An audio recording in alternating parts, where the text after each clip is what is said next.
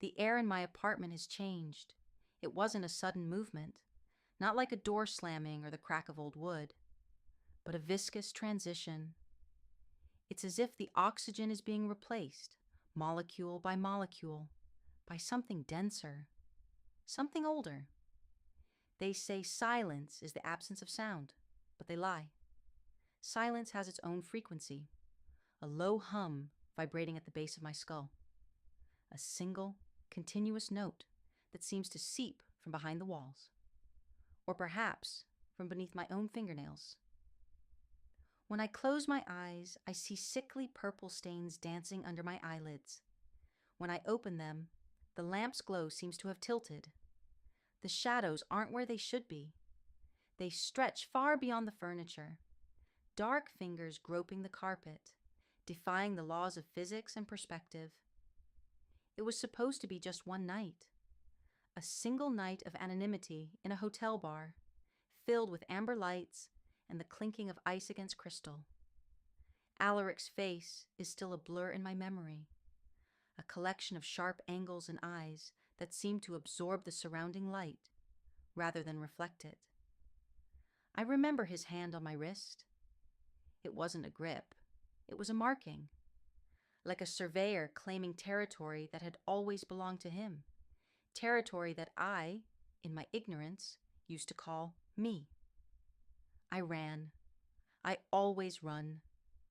But now, the walls of my room seem to be breathing in a rhythm out of sync with my own. The clock on the wall stopped at 3:14, but the ticking continues. Tick, tick, tick. The sound isn't coming from the clock.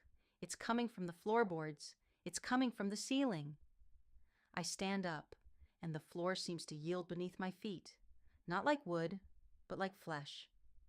There's a scent of ozone and dead flowers in the hallway. I flick the light switch, but the bulb hesitates. One blink, two. And in that microsecond of darkness, I see it. Not a man, but a silhouette that disobeys three-dimensionality, standing at the end of the hall, exactly where the light fails to reach. My breath hitches. My lungs feel like bags of sand. Alaric?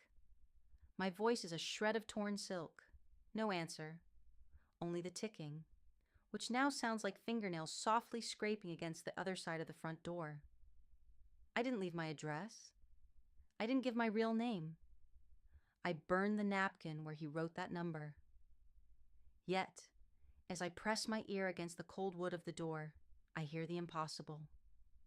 A whisper, so low, it's almost a vibration in my eardrum, drifting through the dark gap of the keyhole. You forgot to lock the window to your soul, Harper. I recoil, stumbling into nothingness.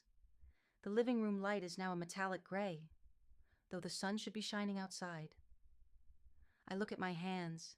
They feel distant, like they belong to a cracked porcelain doll. The horror isn't what's out there. It's the realization that my reality is a thin skin, and he has begun to peel it away. He found me. Or perhaps he never lost me. The ticking stops. The silence returns. But now it is absolute. And in the reflection of the black television screen, I see that the door behind me, the one I swore I closed, is ajar. The sun rose, but it brought no light. It brought a pale, sickly glow, the color of exposed bone, seeping through the blinds and slicing my carpet into gray ribbons. I didn't sleep. Sleep is a dangerous territory when you don't trust the integrity of your own doors. I spent the night sitting in the center of the room, watching the crack in the door I swore I had shut. The air remains heavy, charged with that metallic scent of an impending storm. I try to convince myself that the voice in the keyhole was a breakdown, a byproduct of exhaustion and the trauma I buried so deep it began to ferment. It's just tiredness. It's just the echo of a night my mind can't process. Lie. The silence knows I'm lying. I go to the kitchen. My movements are mechanical, clumsy. I open the refrigerator. and the hum of the motor sounds like a muffled scream beneath the ice. I reach for the kettle, but it slips through my fingers. The glass shatters. I look at the shards on the floor, and my heart stops. The fragments aren't scattered randomly. They form a pattern, a perfect geometric constellation pointing toward the hallway. And in the largest shard, right in the center, I don't see the reflection of my face. I see an eye, a dark eye with a dense iris, blinking at me before vanishing under the pale sunlight. Breathe. It's just a reflection. It's just light. My phone vibrates on the counter. A sudden, violent sound. No caller ID, only a message. Porcelain was always too fragile for you, Harper. You prefer the things that cut. My hands shake so violently, the device slides across the marble. How does he know? How is he inside here, when I can still feel the coldness of the locks under my fingertips? I rush to the bathroom, needing cold water, needing to wash the taste of iron from my mouth. But when I turn the faucet, it isn't water that comes out. It's a dense, dark vapor that rises and instantly fogs the mirror. I try to wipe the surface with my palm, but the glass is hot, scorchingly hot. Behind the mist on the mirror, letters begin to form, written by invisible fingers on the other side of the glass. 1998. The blue dress. The dark closet. The air vanishes from my lungs. The room begins to spin. That is the memory I erased. The secret that even my own shadow wasn't allowed to project. Alaric isn't a man I met at a bar. He is an architect of ruins. He was there before that night. He was there in every shadow that frightened me as a child. He owns the labyrinth where I have always been lost. A dragging sound comes from the ceiling. Heavy, deliberate, as if something is walking upside down above my head. I look up. The ceiling is no longer white. It's becoming translucent, like murky water. And there, on the other side of that liquid surface, I see Alaric's silhouette. He is leaning down, palms pressed against the plaster that separates us, looking down at me. There is nowhere to run when your pursuer inhabits your perception.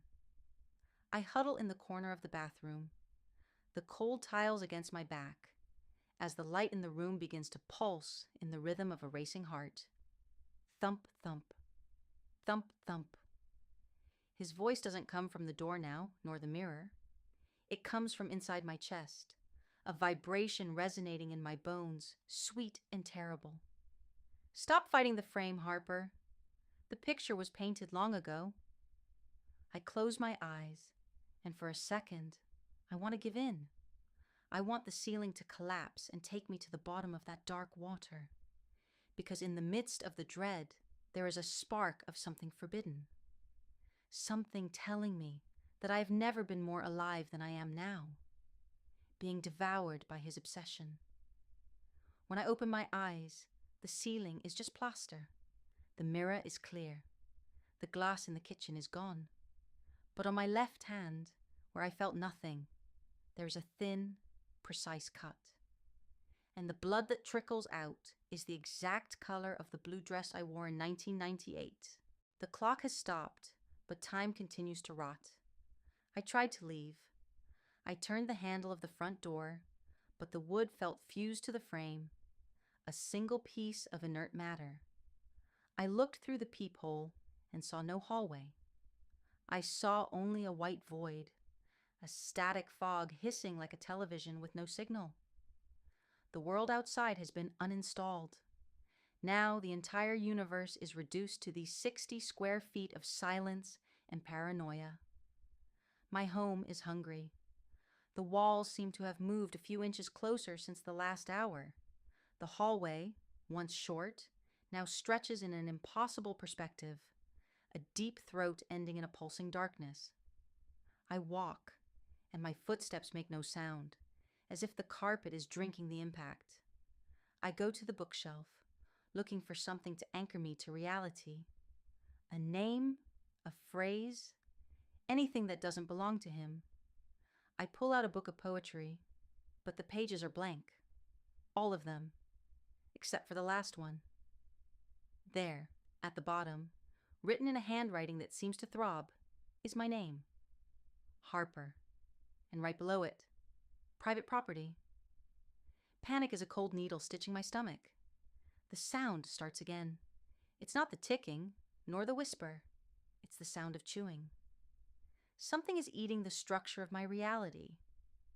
I turn around and see the living room window.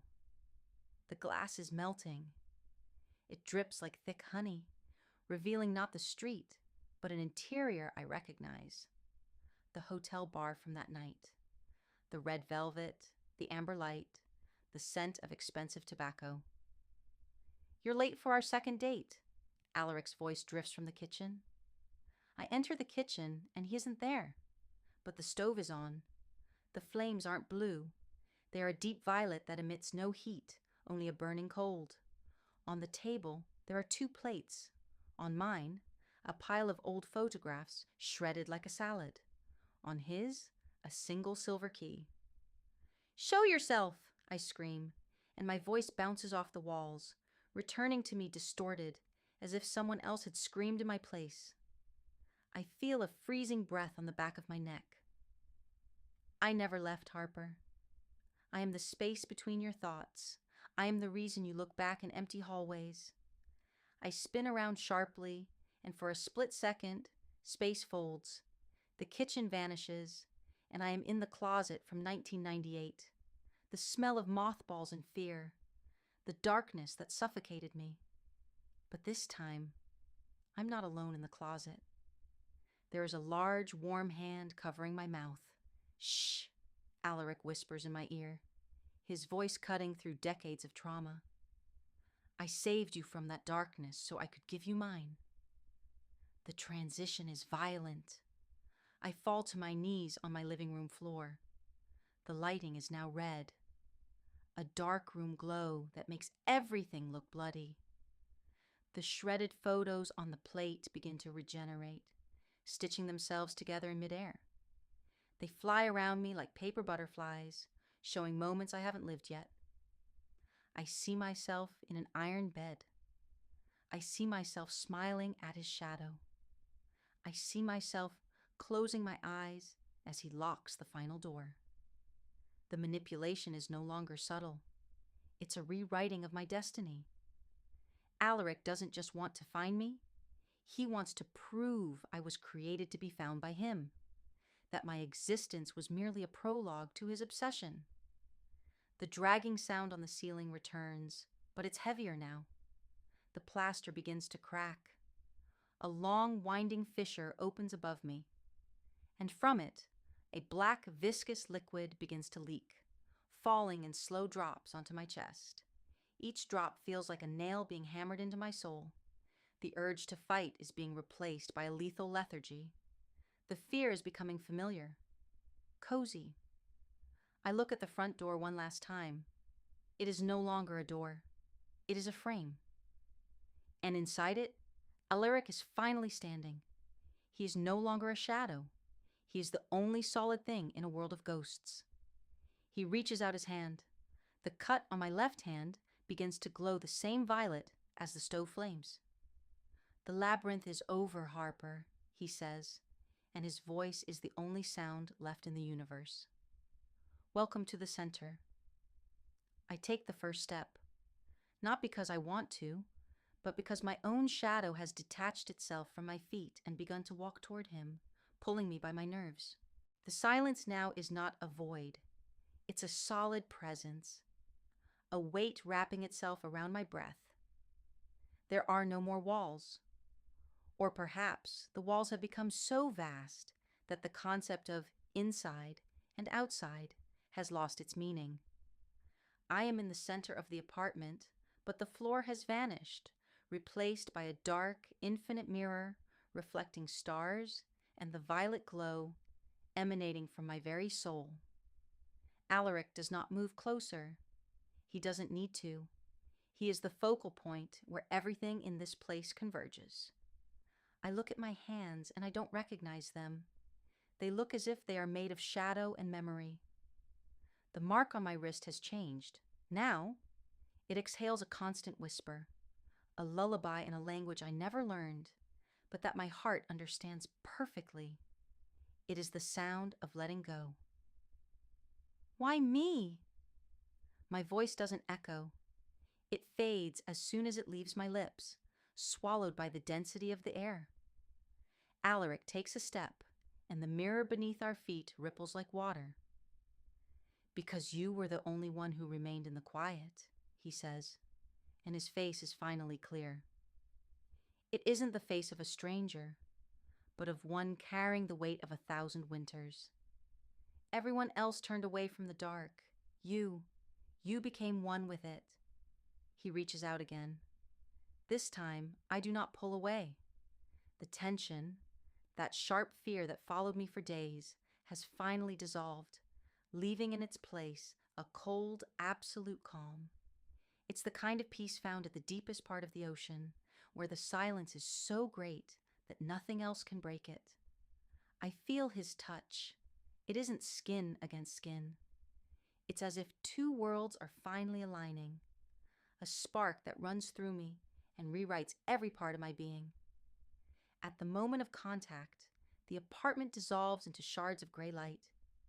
The illusion of my previous life, the furniture, the stopped clock, the old photos, everything vanishes like smoke. All that remains is the two of us, floating in a place where time is a circular line. I see that single night at the hotel bar. I see the Harper of that night, so proud of her freedom. I see her from his perspective. I see how I shone like a star in an infinite tunnel. I see that I wasn't chosen that night. I was reclaimed. Do you remember now? He whispers, his voice now part of mine. I remember. The place I was in 1998 didn't have an exit. I never truly left. Everything I've lived since then, the jobs, the escapes, was just a dream I had while waiting for him to find me. That single night was the moment I finally began to wake up. The truth reaches its peak. The realization that the Harper I believed myself to be was just a shadow. I am part of him, and he is the light I project. The violet glow grows until it becomes a blinding white. I close my eyes. I see only Alaric. He's everywhere. He's the beat of my heart, the breath in my lungs, the ticking that finally stopped because time no longer matters. He tilts his head and presses his forehead against mine. The space around us begins to close, shrinking until it fits inside a single point of existence. It was supposed to be just one night, I murmur, a final piece of who I once was. And it will be, he replies as the light fades. A night that will never see a dawn. I fight no longer. I open my arms and let his presence surround me entirely until no space remains between the fear and the dream. The door closes in my mind with a final, quiet click. He found me. And the most beautiful, terrible truth of all is that now I finally know where I was. I was always waiting for him. If you enjoyed this glimpse into the shadows, subscribe to Velvet Vices for more forbidden stories. Don't let the fire fade out.